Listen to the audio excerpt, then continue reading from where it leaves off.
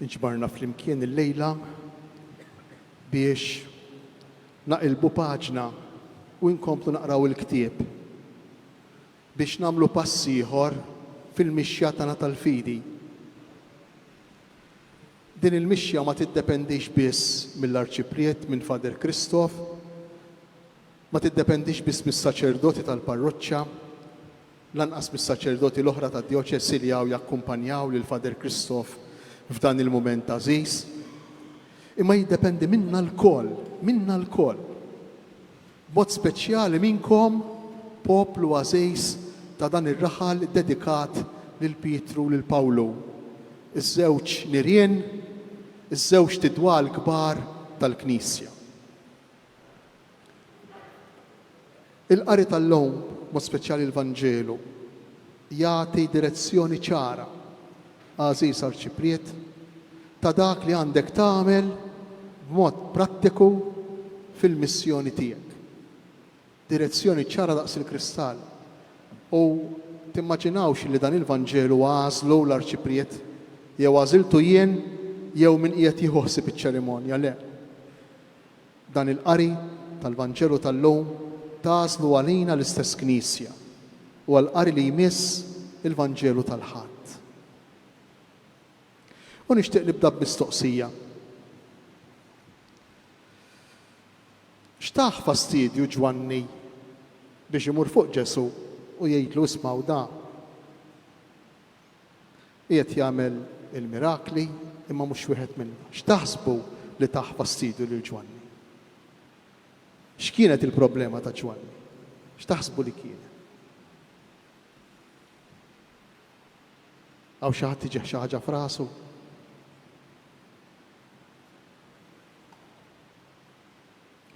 Kelma waħda rrid. Lejra.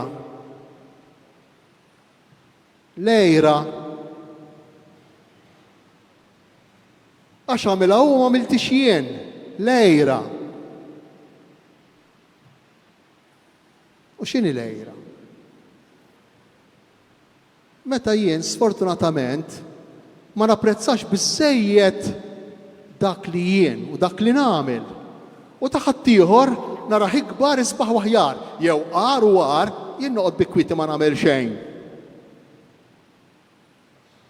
Għax ma rridx nitħabat, ma rridx taħbejt. U nilmenta u ngerger u nikkritika dak li jagħmel ħadd ieħor. Lejra, meta tajjeb ma nibqax niggustah bħala tajjeb u bħala sabiħ. Għaliex? Għax tagħmlu intu ma nagħmlux jien. U jekk tagħmlu int ħatiħu l-mertijien tu mhux jien. Jekk jien nara qassej Siprit kaħjar minni, jagħmel il-laqat iktar minni, jisejjaħ iktar nies minni, u jien flok li ngħid kemm hu bravu, kemm qiegħed jaħdem sew, kemm nieħu gost narah miex il-quddiem. Flok li ngħid hekk nibda imma u nikkritika minn hawn minn hemm, inkun qiegħed nagħmel preċess bħal Ġwanni. Preċis bħal Ġwanni. Issa ħudu l-organi tal-parroċċa tagħkom. Din hija xi ħaġa li tant ngħixu ġo fija li lanqas nindunaw li nkunu nisbaljaw. Lanqas nindunaw. Araw pereżempju fil-politika x'jiġri, fil-politika. X'jiġri. Dak li jagħmel l-abjad kollu ħażejn anke meta jkun tajjeb. Dak li jagħmel l-iswed kollu tajjeb anke meta jkun ħażejn. Xem fin-nofs, xem il-jien, li minix kapaċi ngħid dik xi ħaġa sabiħa, anki jekk min għamilha ma naqbilx miegħu. U flok li nkompli nippromuovi u ngħin u nsostni u nissapportja le nara kif nagħmel il-bsaten fir-roti, infixkel. Din tiġri ġol parroċċi ta' fowx. Ma nafx forsi n-nadur meħlusin minna intom.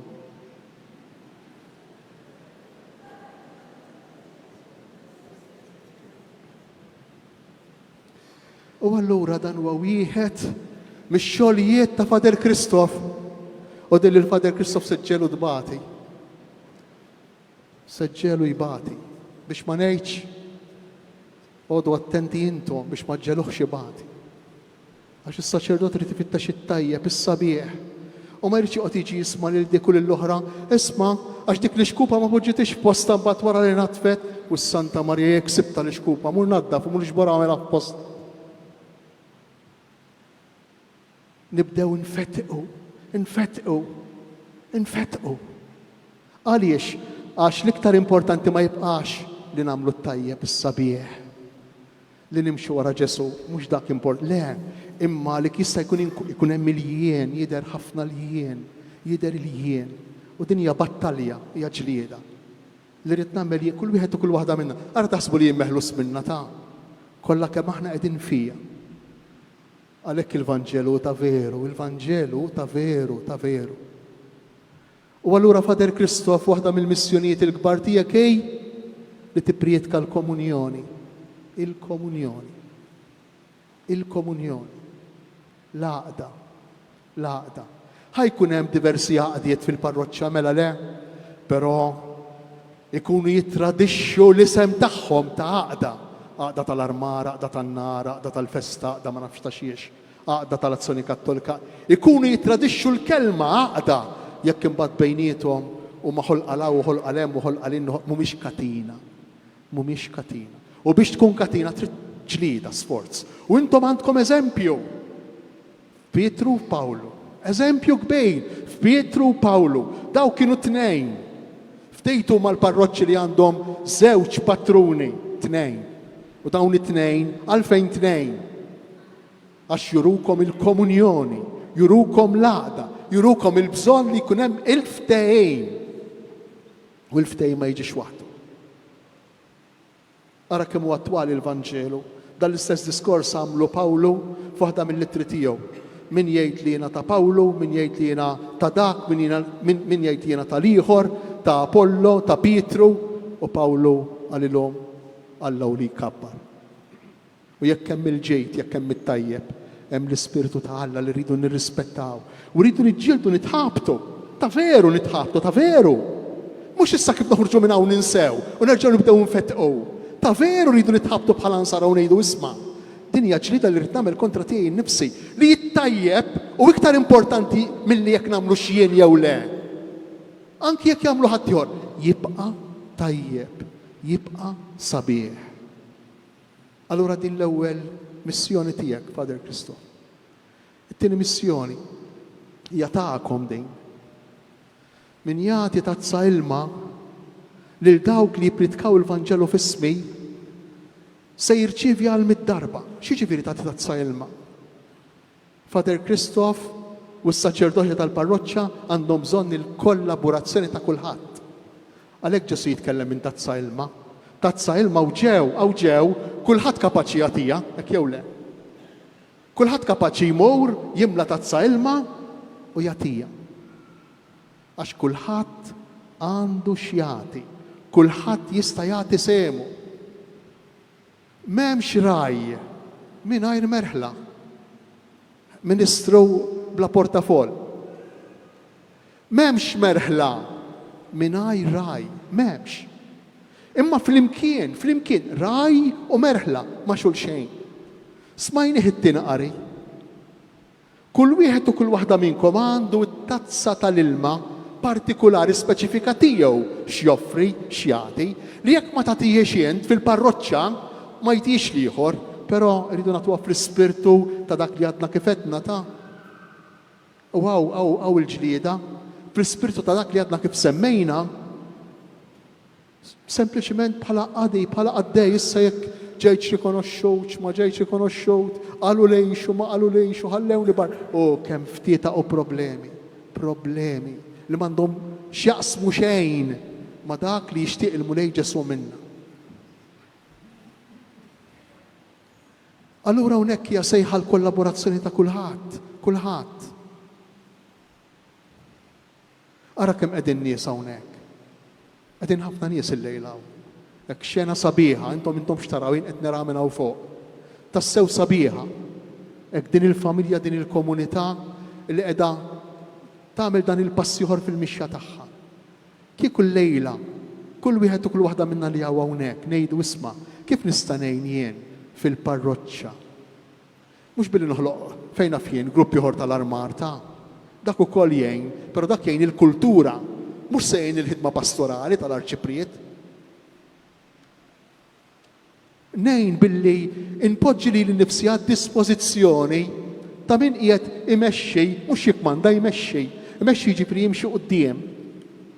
Dak li jmexxi mhux jikmanda u jibbossja, jimxi quddiem. Inpoġġi li l-nifsu l-kapaċitajiet tiegħi għad-dispożizzjoni ta' min qiegħed imexxi u ngħidlu isma' jiena hawnhekk qiegħed biex naqdi. Issa jekk għandek bżonni sewwa, jekk m'għandekx bżonni, noqgħod bi kwieti.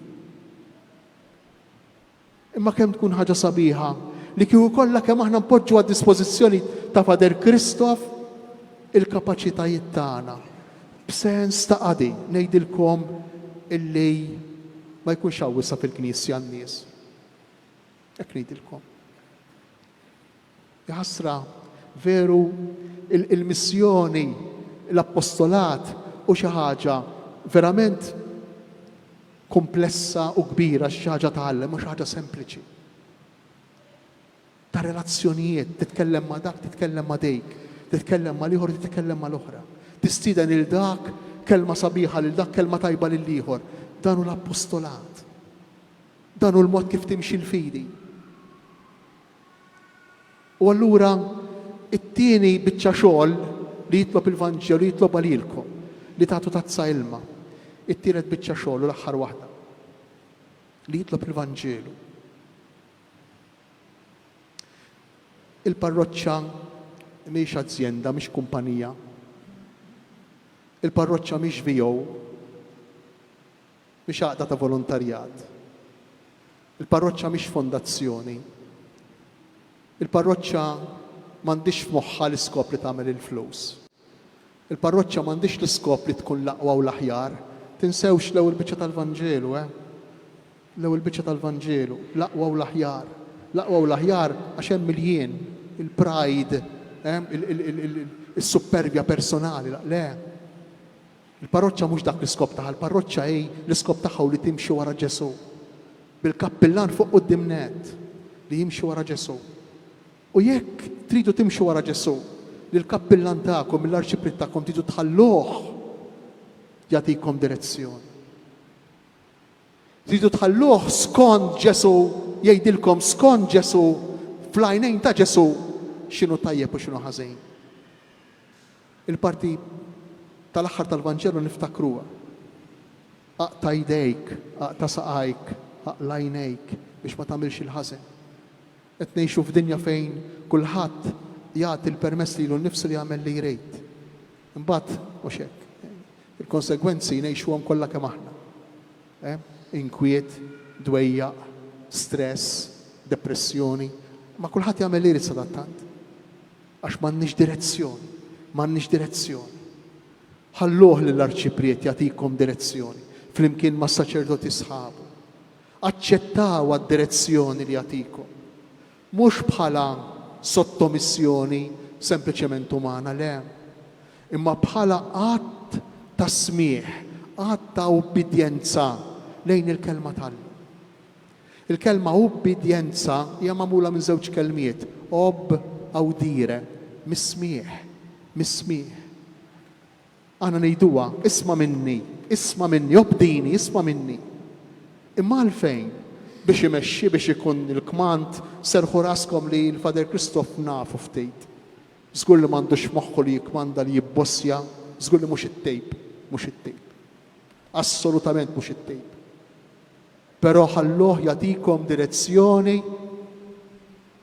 li tiġi li jagħtilkom mill-kelma tal-Alla.